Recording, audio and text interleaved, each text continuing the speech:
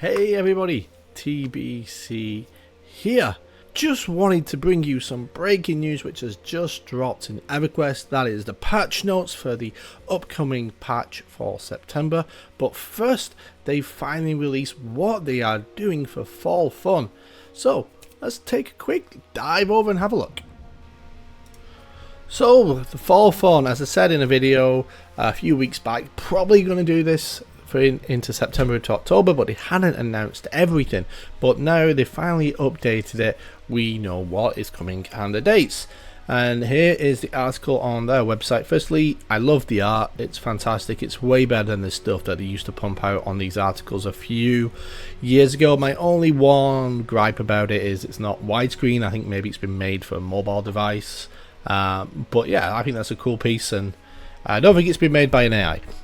And here we go, we've got our Fall Fun date and what's gonna be coming over the next few weeks. So starting September the 12th. So right now, 100% bonus chance for rares to spawn and faction gains and losses. Now that is perfect timing for Oakwind, which is just about to launch into Velius, which, as you know, is a huge faction expansion. But also, if you're trying to get faction for the items, say to kill Jelinek on Veniki for Oakwind, again, it's going to make it a little bit easier. Bonus rares are also nice as well, especially for those expansion launch into Velius. That's timed perfectly for Oakwind's server. That's going to run until September 25th, and then we're going to go into reduced lockout timers. This is the weakest one because of how the timers work. It doesn't mean you can raid twice as much usually. Most skills will stick to the same raid calendar. I mean, maybe if you're doing things on the side with some alts boxes or whatnot, you might be able to take advantage of it to maybe go farm hate or any of the like VP or something like that. But probably the weakest one, and that's going to run to October the 9th. And then for October 10th to 23rd, we're getting the bonus XP, 150% XP. Not as much as what we had over the Labor Day weekend, but 2 weeks of it. That's really nice.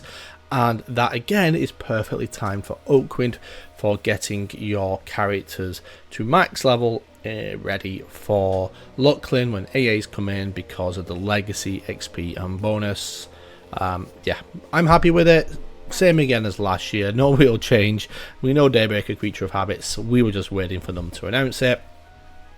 Thumbs up for me. But really, maybe try to do something else other than the reduction in lockout timers. I think very few people actually take advantage of that. And then the text patch notes drop today as well. Firstly, DirectX 11. We welcome EverQuest into 2009. Can you believe it? Because that's when DX11 was released. Don't really know what that's all going to change, to be honest. And as you can see with the DX11, there is new minimum requirements for EverQuest. And I find this a little bit interesting.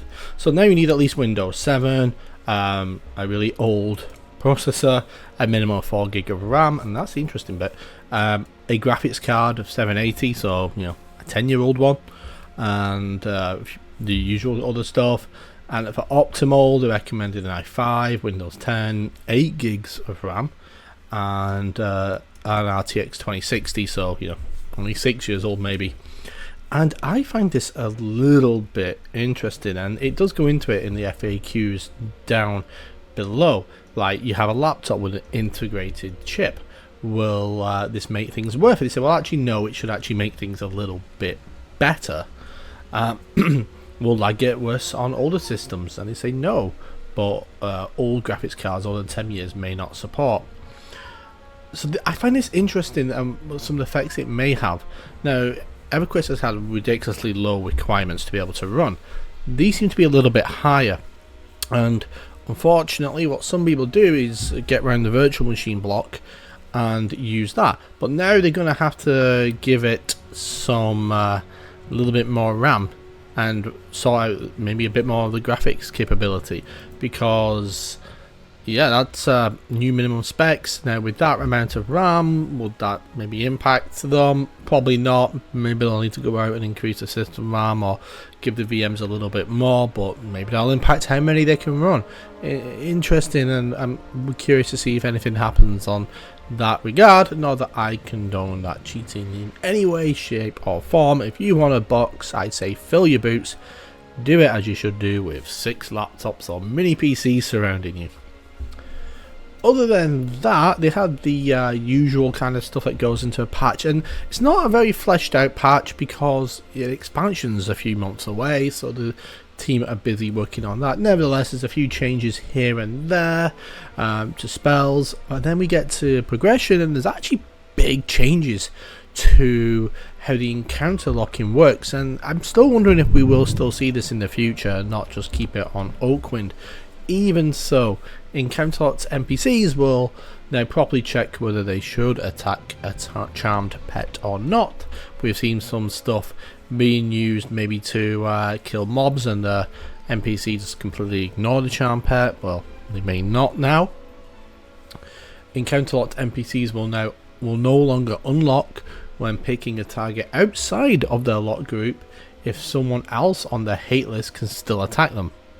So some of that griefing that we've seen going on, mob stealing, some of which I've talked about on this channel, is gone. Can't do it now. Maybe they'll find new workarounds, who knows. And a huge change, absolutely massive change, really glad to see this one, is NPCs spawned with a loot lock on servers with an encounter lock rule set will also encounter lock to the person that spawned them. So that means if somebody does a quest turn in, you get a little asterisk, which means it's loot locked to you. But on an encounter lock server, it could still be stolen from you, and the encounter lock took precedence over the loot lock.